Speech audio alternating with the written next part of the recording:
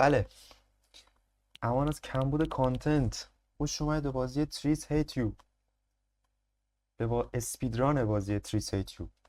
من اینو 3-4 بار رکورد کردم، سعی براتون اسپیدران بگیرم. برو بریم، برو یه اسپیدران خفن براتون بگیرم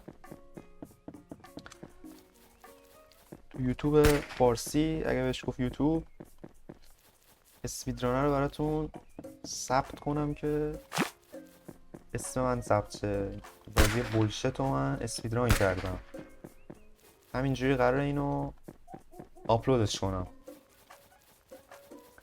و از این تایمو باید بذارم. بلد نیستم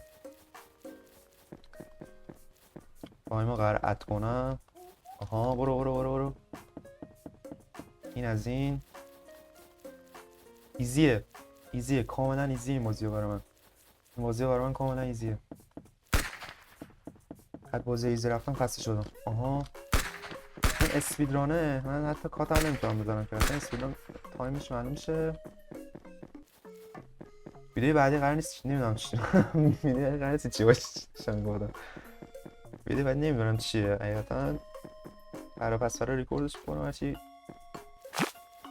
نمیدونم چی قرار برم. ایده ندارم هنوز. یه بازی قراره برم. مرسی از شکیبایی و برد شما. بس بیا تو هم بیا. آها تو هم بیا.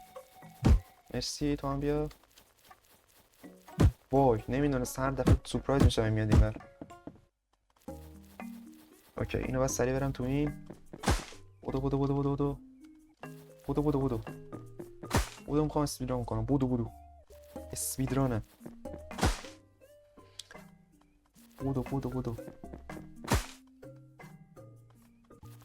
یه جلو. ها وای بودو تو رو خدا.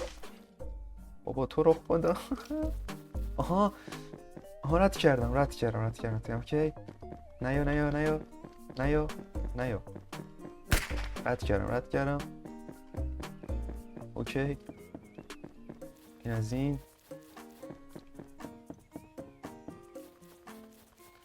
اینم از این. بزن من نمیخوام این بر بیام. مرسی. برو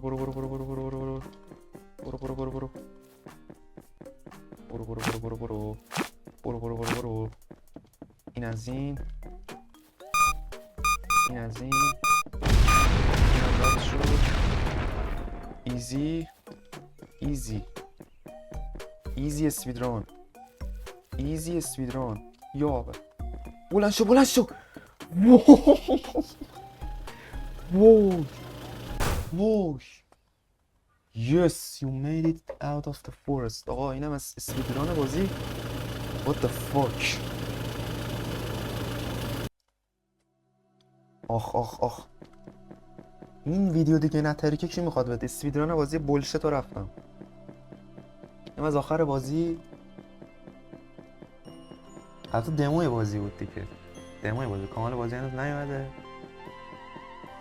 اینم که پرت میکنه منو پایین و تمام. امیدوارم خوشتون اومده باشه از اسپیدران بازی تریس هیت یو. تا ویدیو بعدی فعلا زلانوسم.